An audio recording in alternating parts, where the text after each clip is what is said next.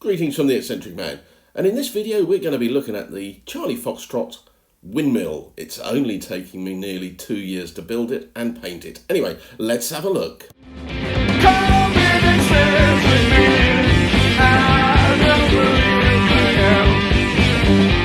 The Eccentric Man YouTube channel is kindly sponsored those nice people from Lost Art Games in Stevenage.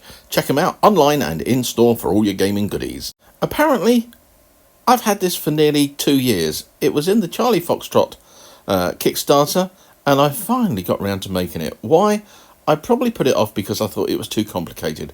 But as we'll see, it's not too bad at all. You can print off the instructions from the online web store, and you can also follow some very good tutorial advice on how to do the rendering and the finish of the actual building. 3 key points to start with. First off, the resin roof.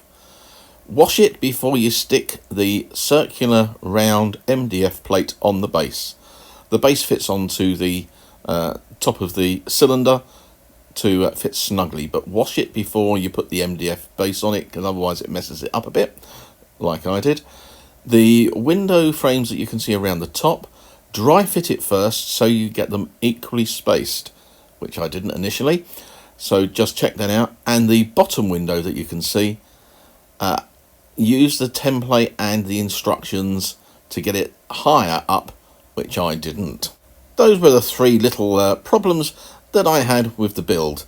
Other than that, everything was pretty good. So let's have a look at what we need to do. First thing I did with the instructions was to put the door and the door frame into the base, because that allows you to position your windmill cylinder. And then I put the 2 circular MDF rings around the top. Be careful because the smaller one is a little bit brittle. Next up were the window frames. You can use the template, dry fit it first so that you can get it around the top evenly spaced. You start off your first one from a line halfway along the bottom door frame so you can centre them up and run them round. Everything I do next is covered on the online tutorial on the store. So what I did was I used my polyfiller and put that on with a small spatula knife. Went round with it. I left it quite rustic looking because that's how I like to have these buildings. So did that, but also left, you can see here, some gaps in the plaster filler. That's for loose sharp sand to be glued on, just to give it a little bit different texture. Once that was done, I painted it up with honey brown, which is the Americano range from Deco Art. It's an acrylic and relatively cheap for the amount that you need to put onto the building. After that, I gave it a sort of a wet dry brush with the Americano fawn before moving on to the white highlights. For the white final coat, I've got some household paint samples from my local DIY store.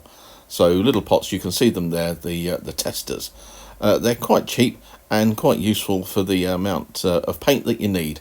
So I've got it there for all the Pantile buildings that I put together. Next up was looking at the roof. So stupidly, I stuck on the MDF circular base onto the roof before I'd washed it. So I had to wash it, and I tried to keep as much water off the MDF base as possible, but it did cause a little bit of trouble to it. So always remember, wash the resin roofs without the base stuck to it. I primed it with Halford's Grey acrylic primer and then gave it a coat of chocolate brown from Vallejo. I think it works quite nice for wood.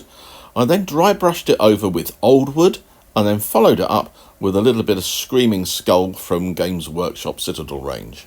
I used the same technique on the sails as well. In the photo you can also see the bags of flour, that little accessories that come with the kit. Stuck that on and gave them a quick prime. Next up was putting the windmill sail anchor together, and you get little bits of wooden dowel, bamboo dowel I suppose it is, and you can cut them up to the sizes. It's all on the instructions, and you can make your little base to keep the windmill arms in one place. Well, if it was real, of course. You also get in the kit some millstones, so I've painted those up as you can see. A dark grey, and then highlighted them up with a little bit of lighter colours. I used Geek Gaming Scenics Ready Base Mediterranean for the base of the model, and here you can see I've just put in a footsore model from their Baron's War range just to give it a little bit of flavour. And there's the finished product. I think I had put it off because I thought it was a little bit too tricky to build initially, but in reality it isn't. And you can follow the instructions online from the online store, and I'm really pleased with the way it's come out. So give yours a go if you have got one and you haven't actually made it, and if you haven't got one and you'd like one, check out the Charlie Foxtrot range of Pantile buildings. It's a lovely range. I've also put a link to the video of the other Charlie Foxtrot Pantile buildings I've put together, and also the build of the Charlie Foxtrot pub. So I hope you enjoyed it. If you did, give it a thumbs up. If you haven't already subscribed, please subscribe. I'm trying to get videos out a little bit more frequently. I'm going to do an update video as to what's going on and why there's a little bit of a lapse in some of the video, putting them up online. Anyway, hit the notification button and again the subscription button, and I'll catch you the next time. Take care.